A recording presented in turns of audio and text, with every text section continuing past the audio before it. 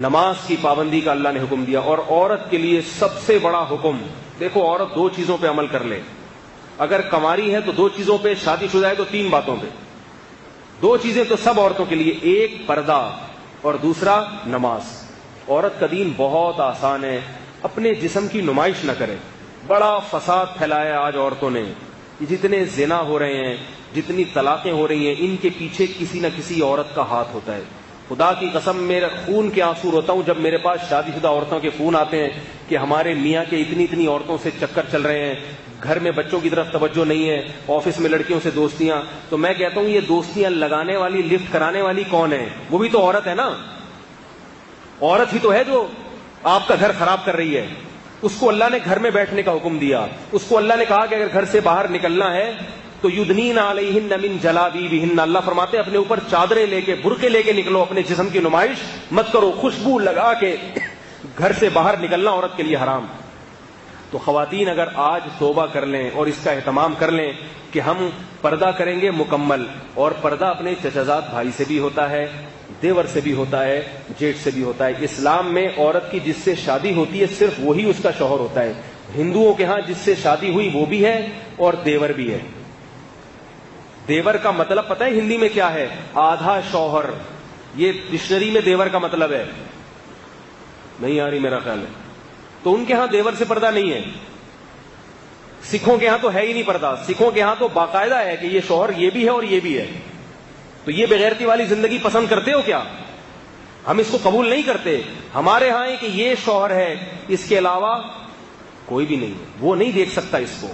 دیور کو اجازت نہیں ہے جوان بھابھی کے سامنے بیٹھ کے گپے مارے۔ سالیوں اور بہنوئی کے جو ہے نا کتنی بری خبریں آتی ہیں، ایسی باتیں کرتے ہوئے ممبر پہ جو ہے نا شرم اور حیا آتی ہے۔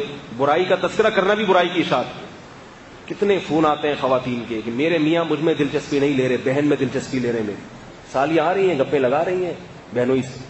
بہنوئی دیکھتا ہے میری والی تو بوڑھی ہو گئی، یہ جو جوان ہے نا، جب یہ تو انسان کی فطرت ہے، جب وہ جوان کے سامنے بیٹھے گا تو اپنی والی اس کو پرانی لگے گی۔ اس کے 10 بچے ہو گئے ہیں، وہ پرانی لگ رہی ہے، اور یہ کیا ہے؟ بالکل نہیں۔ تو وہ ادھر توجہ جاتی ہے اس۔ تو اللہ نے سالی کو کہہ دیا کہ تمہیں بہنوئی کے سامنے بیٹھنے کی ضرورت نہیں ہے، تمہیں اجازت نہیں ہے۔ اگر وہ پردہ کر لے گی تو اس کی بہن کا گھر بھی بچے گا کہ نہیں بچے گا؟ ہے بھائی، اس کی شوہر کی ساری توجہ کس طرف رہے گی؟ لیکن اس کو ہمارے معاشرے میں برا سمجھا جاتا ہے۔ اگر پردہ کر لے گی نا تو بیوی ہی کو اعتراض ہوتا ہے، میری بہن نے میرے شوہر سے پردہ کیوں کر لیا؟ بے وقوف، اسی کو اعتراض ہوتا ہے۔ او بھائی تیرے فائدے کے لیے اللہ نے اس کو حکم دیا ہے، تیرے فائدے کے لیے۔ مائیں روکتی ہیں اپنی بہوؤں کو پردہ کرنے سے، مائیں۔ اللہ نے قرآن میں کیا فرمایا؟ 2 قسم کے طبقے ہیں، کچھ تمہیں جنت کی طرف لے کر جاتے ہیں اور کچھ تمہیں جہنم کی آگ کی طرف۔ جو ماں اپنی بیٹی کو شرعی پردہ کرنے سے روک رہی ہے وہ ماں نہیں ہے، وہ اپنی بیٹی کے لیے ڈائن ہے، ڈائن۔ وہ اپنی بیٹی کو جہنم کی آگ کی دعوت دے رہی ہے۔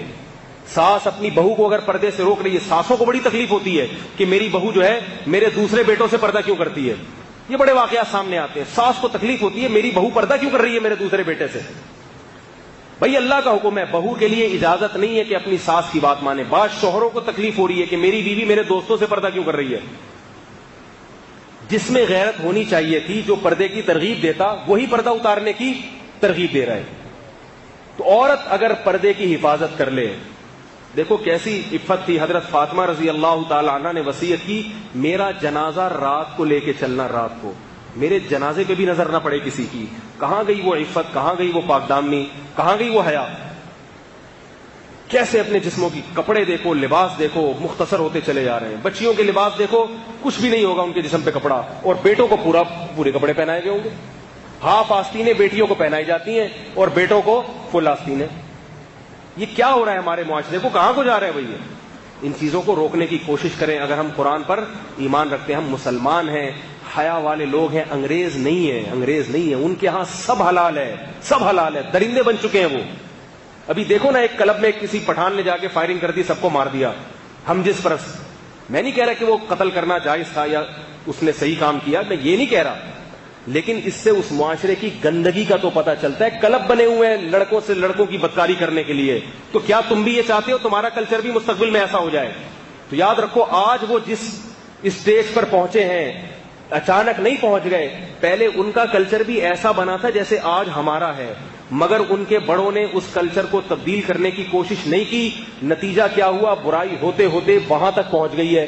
اگر ہم نے اپنے گھروں پہ, اپنی بیٹیوں پہ کنٹرول کرنے کی کوشش نہیں کی, معاشرے میں کو پردہ کرانے کی کوشش نہیں کی, تو یاد رکھو ہمارا مستقبل بھی پھر ویسا ہی ہوگا.